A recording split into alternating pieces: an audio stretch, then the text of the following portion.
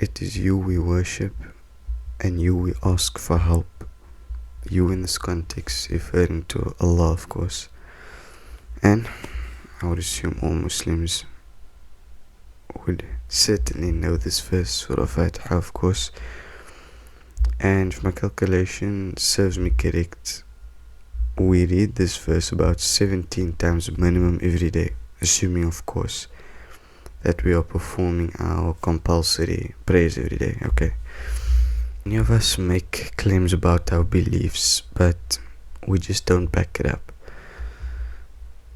So we look at this verse, there's two aspects of it. Us worshipping Allah and us asking Allah for help. Now, look, the conversation around what does it mean in the Quran when we're talking about worship, I guess that's a whole discussion in itself. But look, interesting way to think about it is that is worship spending hours 7 days a week attending to worldly matters, work, school, studies, family, physical health, mental health, whatever, and then just spending like a couple minutes, spread out, I'm just basically referring to the fard compulsory salah, that I'm just thinking, okay, is that worship? Is that what Allah meant to worship? Is that what it means to worship Allah? Give Him a couple minutes every day?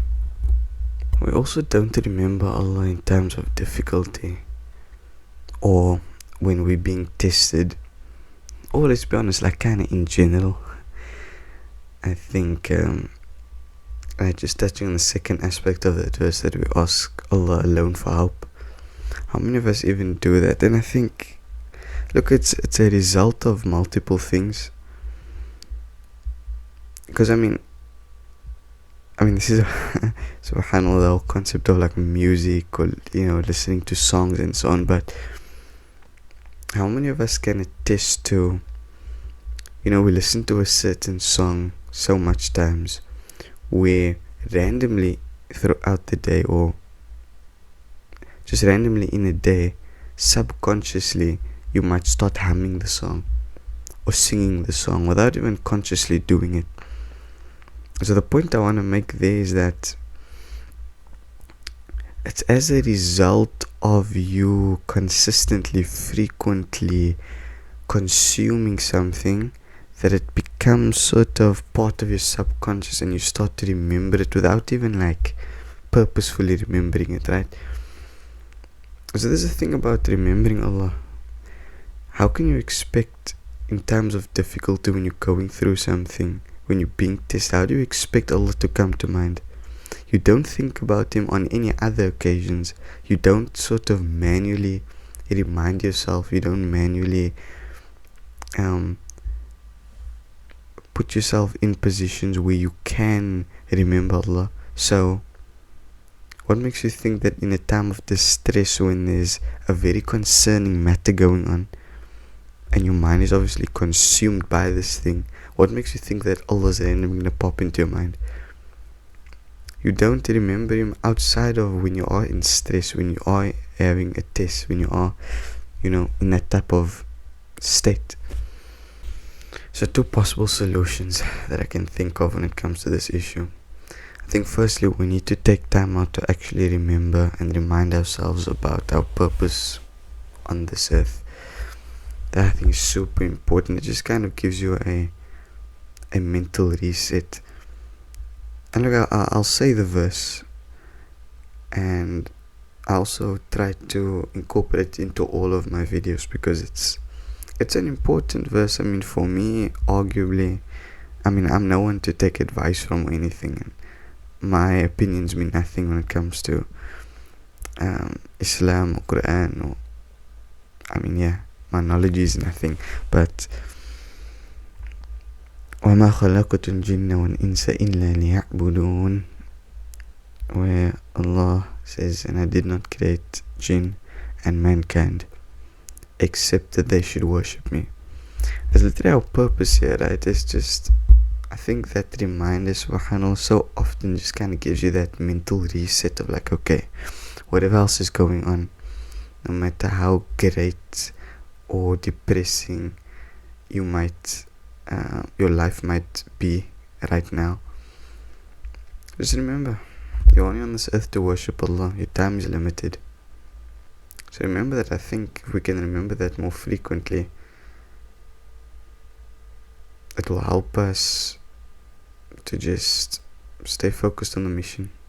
And then secondly, I guess it ties into the first thing, but we should probably lessen the distractions in our life that's not necessary, and especially those that are kind of preventing us from getting closer to Allah, preventing us from remembering Allah.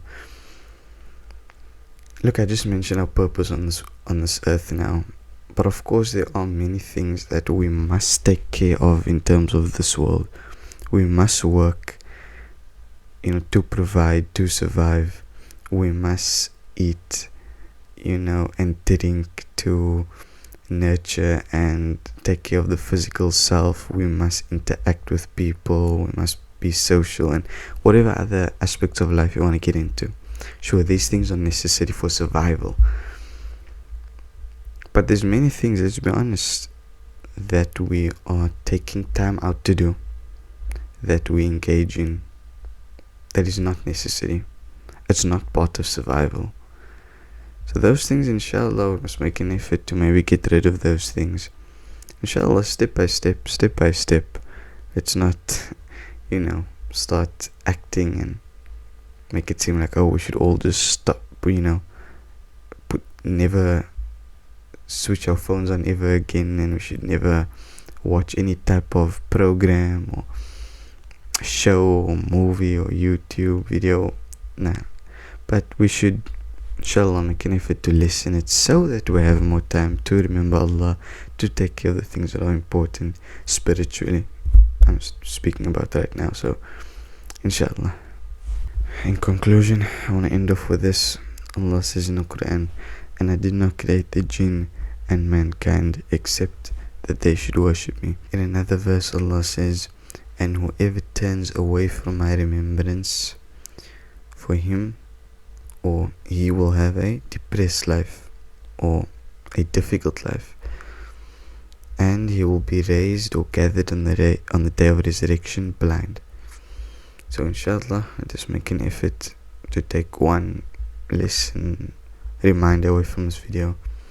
May the Almighty guide, bless and protect us all, inshallah.